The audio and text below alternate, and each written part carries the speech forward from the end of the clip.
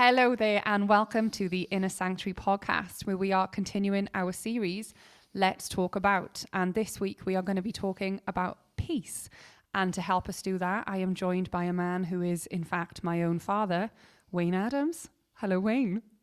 Well, thanks very much for that, Jess. That makes me feel really uncomfortable. If you're going to call me Wayne, I'm going to call you Garth. Is that okay? Oh, I like it. Okay, Nice little bit of Wayne's World there. If you don't know about Wayne's World, check it out. As I say, this week we're going to be talking about peace. And it is a difficult subject to talk about without talking about conflict. And at the moment, we are seeing conflict played out on our TV screens and our radios as we witness what is unfolding in Ukraine. And it poses lots of questions, I think, doesn't it, in a global sense, massively, and maybe even in a personal way as well, of how we deal with conflict and what conflict is. Absolutely, and I think that's one of the big things, isn't it? When you see conflict played out on the international stage, it's almost, we forget the fact that conflict is actually an everyday part of life. Yeah. And I'm conscious of the fact that whether you've as you say, you're my daughter, you've lived in a family situation. This conflict is a part of family. Yeah. Conflict's a part of all sorts of personal relationships, work relationships, Yes. and it's a part of who we are as human beings. And kind of the level of international conflict is just so obvious. But if we just step back and think about it, conflict is a part of our human existence in everyday life. Yeah. And I think we're not great at dealing with conflict in the micro, in our marriages, in our friendships. And then, as you say, when we see that almost then amplified on a global level, the consequences are so utterly devastating. Enormous. But it's, I suppose, that we say, don't we, about charity starts at home. And I guess in some ways, conflict also starts at home. And it's not just conflict, if we're honest about it, with other people. Very often there's a conflict that's actually inside ourselves as well. Yeah. You know, we're often sort of have an internal turmoil. And just think about that. You know, the reality is if we're having a bad day in ourselves, we project that onto other people. So conflict is just such an intrinsic part of our human existence almost. Absolutely. And I wonder if that has to do with our pride as well, because I'm just thinking about, within my own relationship with my husband, my inability often to create an environment of peace with him, even if I know I'm wrong, is my own pride and a reluctance to admit when I'm in the wrong. Something going on inside of me, first and foremost.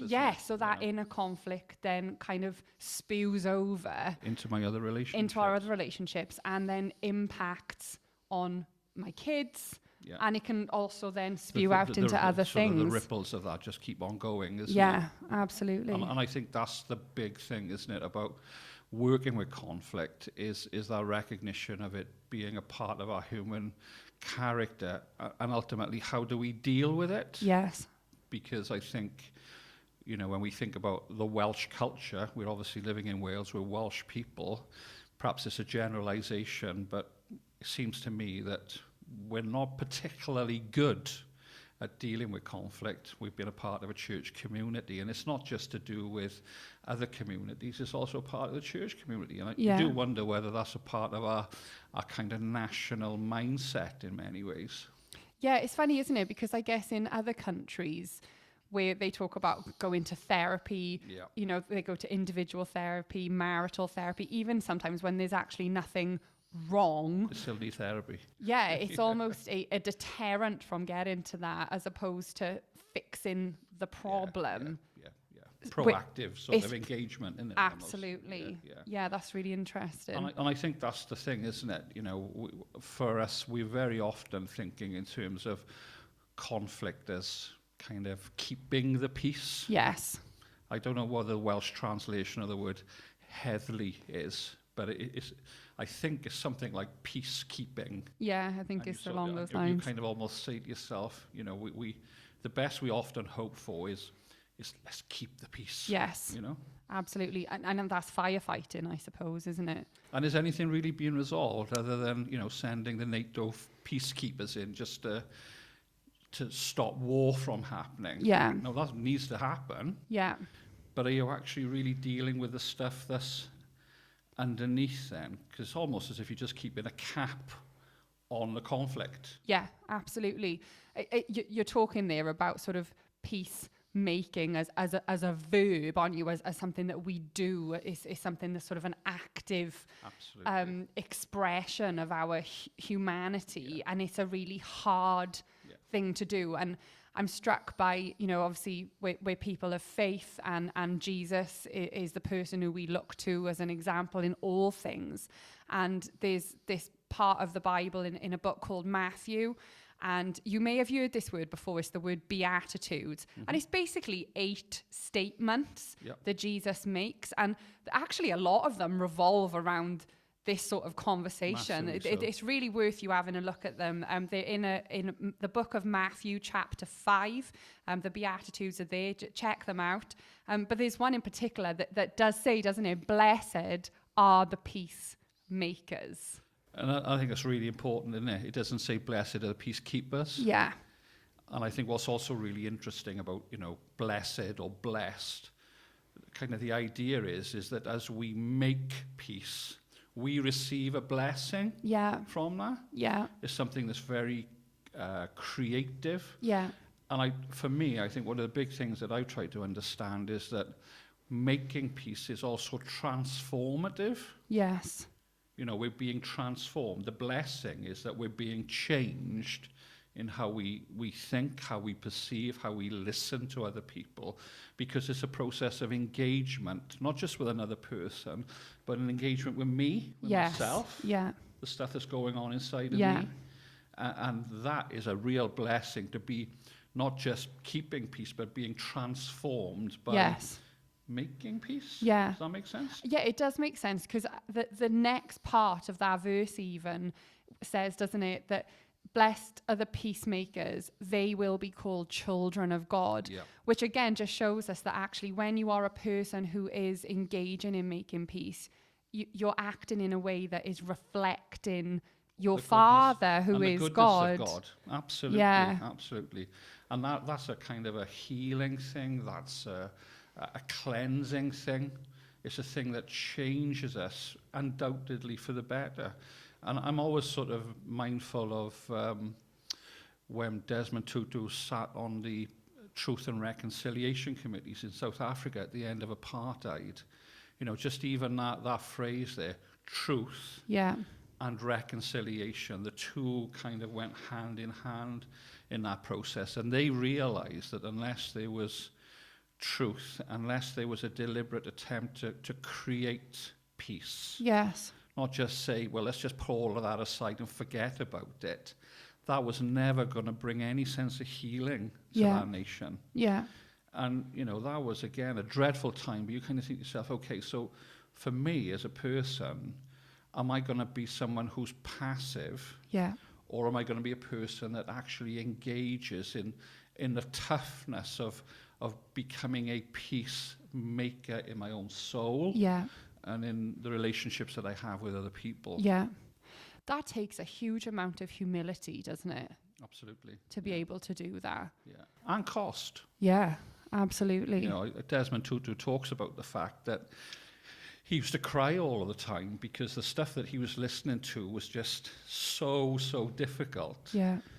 And although that is something that he was listening, I do think that cost is also borne by us personally, because when we're starting to address, bits of our character that we know are not terribly healthy, how we deal with difference, how we deal with different kinds of people, different personalities, then more often than not, we recognize that it's not going to be about them. Yeah. It's going to be about me changing. Yeah. Now, there's a cost attached to that. And for a lot of us, we say, well, we'd rather blame somebody else. Yeah. Rather than look at me. Yeah. Yeah, I think, one of the things that's really struck me as I've been watching the news and reading reports is the depth of the faith in Ukrainian people. Yeah. And how it's interesting to me how, I don't know how many people I've heard in the past say, or religion is the cause of all wars, or, you know, is one of the primary causes of war. Yet when you speak about Desmond Tutu, obviously Jesus was so much at the center of who he was, and that peacemaking that he believed in came so much from the teachings of Jesus. Martin Luther King, another great example of that. And we're seeing that in Ukraine today. Very much so, yeah. And I think that's the thing, isn't it? When you look at Jesus as the ultimate example, you know, there's that verse, isn't there, in the book of Isaiah, and there's a long section there, and the end bit of that is that he's described as the, you know, not just a peacemaker, but the actual prince of peace. And I just think that's such a warm, an inviting title, you know, someone who is a prince of peace. And you kind of, you say, look at the world now, you think, Lord, we need we need your oversight, we need your rule, because your rule is about bringing peace to the world. How desperate, in a sense, do we need Jesus and what he stands for at this time? Because that actually brings us freedom, doesn't it? This is not a God or a savior who wants to bind us up and put us in places of turmoil. Like you say, he is a God who wants to bring us peace, who wants to encourage us to be people of peace. Absolutely, absolutely. And I think, you know, coming back full circle to what we were talking about right at the beginning, is that I think we've got to be honest with ourselves and say, number one, we're not very good at making peace. Yeah. Number two, we don't have the tools very often to make peace. Yeah. So, you know, for me as a person of faith, I'm honest enough to say I need someone to help me find peace in my soul. Yes. Help me to find peace then, that kind of, you know, that image of it sort of rolling out from me. Yeah. Unless it doesn't get sorted out very well, there's no chance really of that other stuff that's outside of me getting sorted. Yeah, absolutely. So I need someone bigger than me to help me in that process. Yeah, that's great. That's absolutely fantastic. Thank you so much for talking to me. I know you have to talk to me a lot, so I appreciate that. And hopefully, you know, we've been real in what we've talked about here. Yeah, definitely. I think these topics are difficult because they're exposing. Yeah. And it's a really important thing, especially when we see what can happen when we put our pride and our selfishness before our desire to be people of peace. What that can do. Yes. It's a really serious The stakes are high, thing. aren't they? Yeah, the stakes are really, really high. Yeah. Well, thank you so much for listening in today. We hope that we have made you think. And even though this is a big and a heavy topic, we hope that we have encouraged you that actually, with Jesus being the Prince of Peace, we have a person who can help us figure out our own hearts and who actually can make sense of this really confusing world that we live in. If you would like to talk to us about anything that we have chatted about today, if you would like to share your own views, then we would love to hear from you. But until we meet again, goodbye. Goodbye.